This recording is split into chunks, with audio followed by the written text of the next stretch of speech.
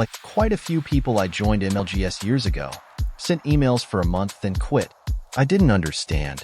However, in recent times, I started to realize I had a big problem with recruiting and could no longer sit by watching the same big hitters getting to the top of the leaderboards in the new programs I joined. I didn't understand. I asked myself, just how in the heck are they doing that over and over? And people would give me a bunch of lame advice. That didn't help, because they didn't understand. At one point, I got kind of mad at myself and those big hitters, and I started a year-long stalk trying to discover what the heck were they doing to do so well at every program they joined, because I didn't understand.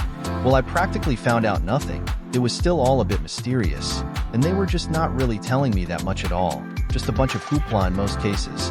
Humph. So I muddled on with Facebook, pages, reels, stories, groups, ads, all kinds of automated Facebook extensions, YouTube, Instagram, pokey ads on stupid platforms, reels, and TikTokery. But one day, as recently as a few months ago, 2024, I was listening into a successful marketer whom I respected, talking about how he has become successful and how he uses MLGS, because I just didn't understand.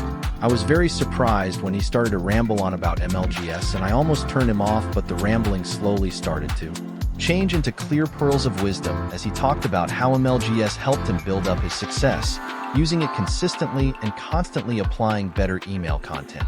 He also let the cat out of the bag about how many other big hitters by name all used and some still use MLGS to build their massive lists.